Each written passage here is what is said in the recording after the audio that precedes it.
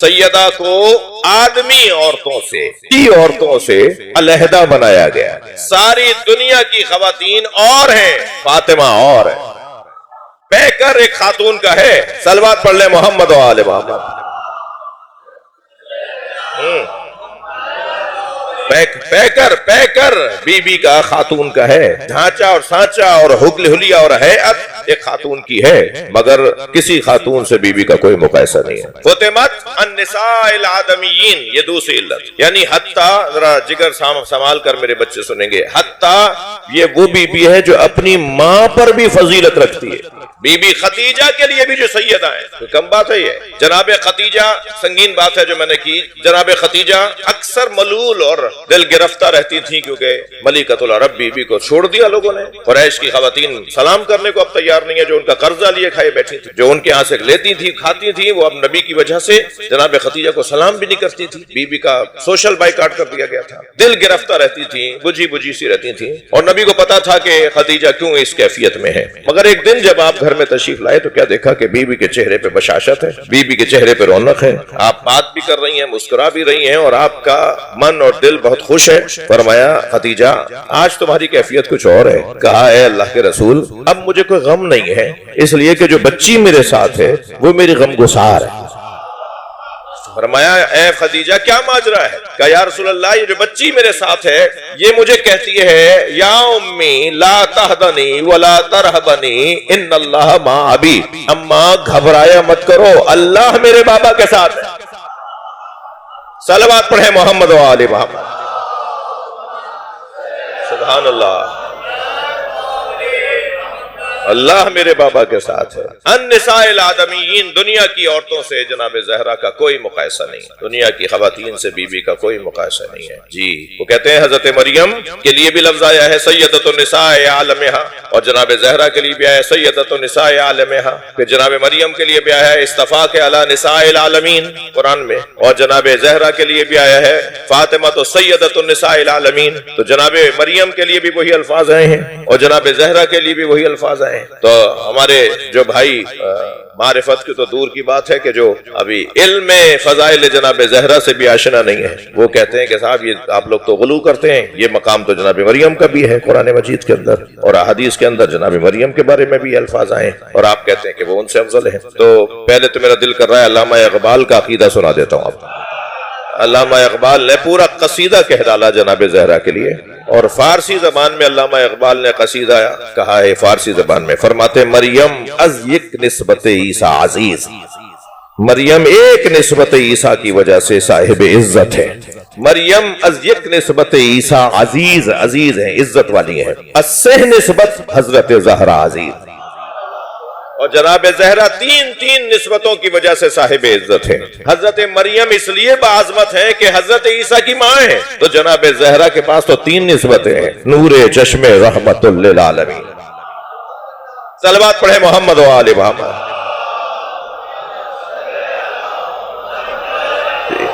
نور چشم رحمت للعالمین، آن امام اولین و آخرین.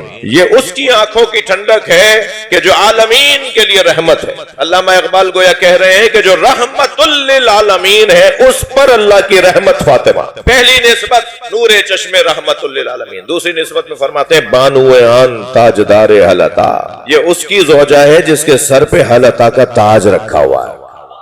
بانو آن تاجدار حلتا مرتضی مشکل کشا شیر خدا، یہ دوسری نسبت. تیسری نسبت میں فرماتے ہیں مادر آن مرکز پرکار عشق، یہ اس کی ماں ہے جو عشق کے دائرے کا مرکز ہے.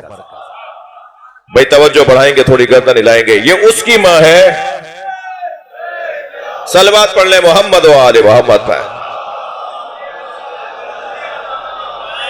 یہ اس کی ماں ہے جو عشق کے دائرے کا مرکز ہے. یہ اس کی ماں ہے جو عشق کے دائرے کا مرکز ہے.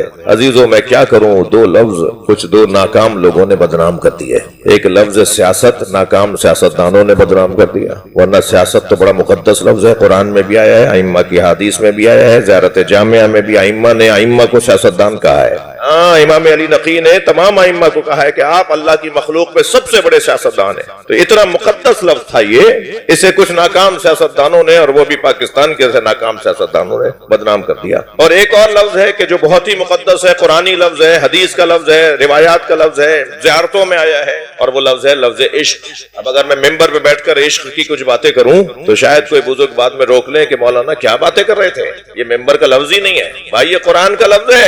اگر کچھ ناکام عاشقوں نے اتنا بدنام کر دیا کہ ممبر کا لفظ ہی نہیں رہا، ورنہ عشق کون کیا جانے جب تک کہ کربلا سے آشنائی نہ ہو۔ کربلا عاشقوں کا مرکز ہے، اور یہ میں نے نہیں کہا ہے، مولا علی جنگ صفین سے جب لوٹ رہے تھے تو حضرت مالک اشتر سے فرمایا، مالک یہ جو سامنے اب زمین آنے والی ہے، جو علاقہ آنے والا ہے، اس زمین پر مجھے قیام کرنا ہے۔ تو جب خیمے لگنے لگے تو ایک صحابی نے آ کر مولا علی سے پوچھ لیا، یا علی یہ تو بہت اچھی جگہ نہیں ہے، بہت کوئی آبشار تو نہیں بہ رہے، کوئی پھول پودے یہاں پر بہت خوش آب و ہوا جگہ تو نہیں ہے، آپ یہ کہاں رک گئے؟ حضرت نے فرمایا یہ کربلا ہے، ہا ہونا مسار الشاق، یہ عاشقوں کے اترنے کی جگہ ہے، یہ عاشقوں کی سرزمین ہے، کربلا عاشقوں کی سرزمین۔ مفہوم عشق اگر جاننا ہے تو کربلا سے آشنائی کرنا ہوگی جی۔ بعض جگہ جب مجمع زیادہ ہوتا ہے تو پہلو بدلنے کی جگہ نہیں ہوتی جی، بدن کو تکلیف ہو رہی ہوتی ہے مگر روح کو غذا مل رہی ہوتی ہے۔ یہ اسی صورت میں ممکن ہے کہ جب مفہوم عشق سے آشنائی ہو۔ یہ گھرانہ ہمیں محبت کی منزلوں سے گزارتے ہوئے عشق کی وادی میں پہنچاتا ہے، اور جو یہ عشق ہے نا، عشق اس کی دو قسمیں ہیں بچوں، آپ کے لیے کہہ رہا ہوں، عشق کی دو قسمیں ہیں، ایک عشق غلط ہے اور ایک عشق صحیح ہے۔ عشق صورت، چمڑی سے عشق صورت یہ عشق غلط ہے، اور عشق سیرت یہ عشق صحیح ہے۔ صورت سے عشق غلط عشق ہے، اور سیرت سے عشق صحیح عشق ہے، اور پھر جو صحیح عشق ہے پھر اس کی دو قسمیں ہیں، عشق مجازی ہے اور عشق حقیقی ہے۔ عشق مجازی ان سے عشق ہے اور عشق حقیقی ان کے اللہ سے عشق ہے۔ صلوات پڑھیں محمد و آل محمد۔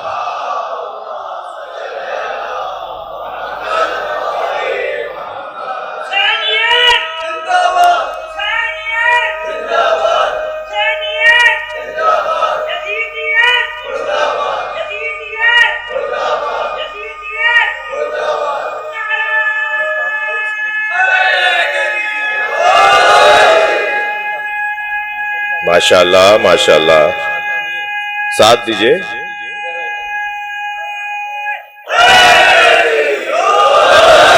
صلوات پڑھ لیں محمد و آل محمد، اللہم صل علی محمد و آل محمد۔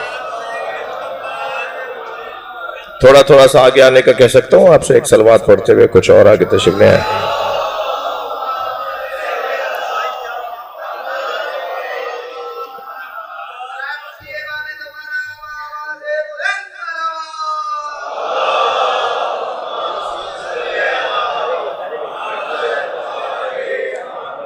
اس سے بلند صلوات۔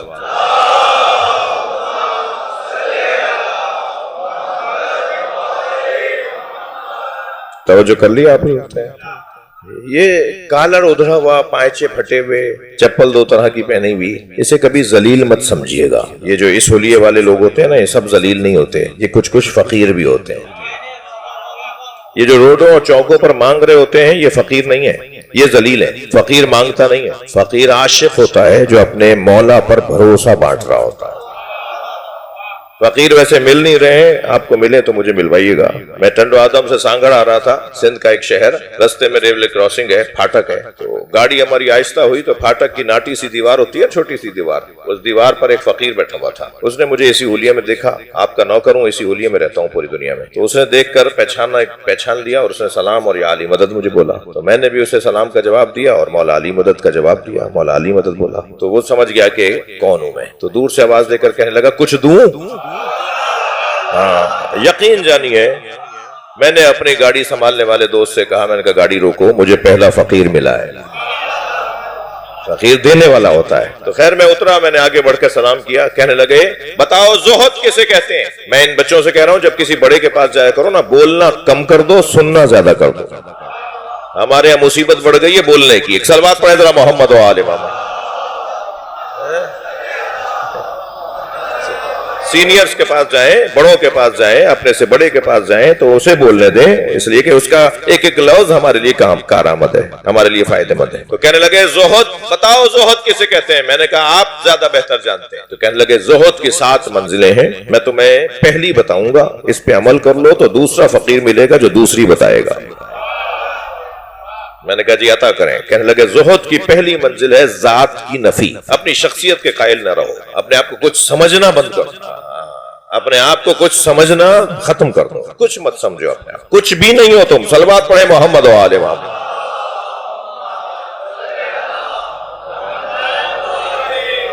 ایک اور بلند صلوات نبی کی ذات.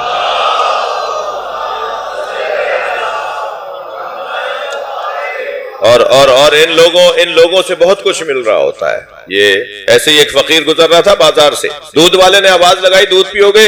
تو پہلے تو خوب اچھی طرح دکان کو دیکھا, یہ ہر ایک کا کھاتے نہیں ہے. ہاں یہ ہر ایک کا نہیں کھاتے. مجھے محسوس ہو رہا ہے کہ کچھ لوگوں کو مولانا غلام مہدی نجفی یاد ہوں گے, واگرے جی میرپور خاص والے, شاید ایک آدھ دو لوگ کوئی ہوں اس میں. مولانا روٹی دیکھ کر اندازہ کر لیتے تھے کہ روٹی بنائی کس نے.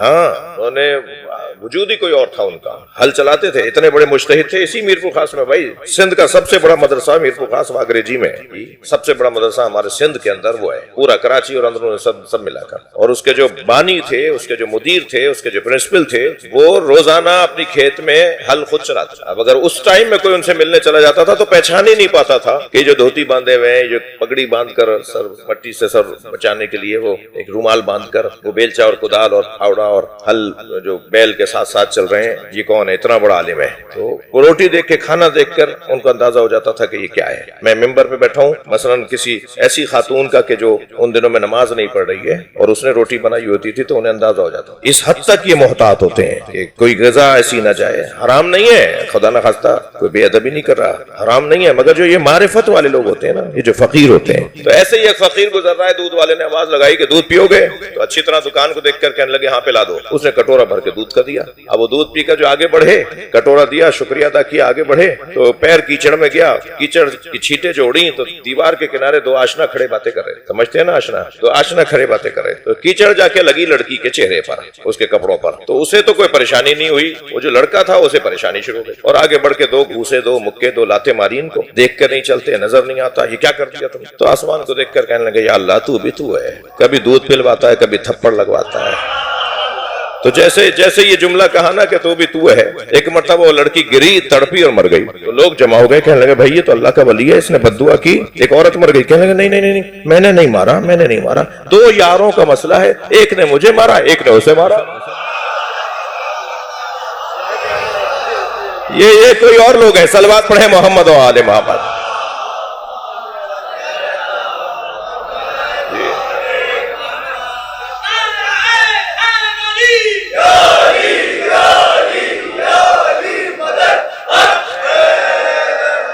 بہت کچھ کرنا پڑے گا, یہ آسان سے یہ معرفت کی منزلیں نہیں ملتی.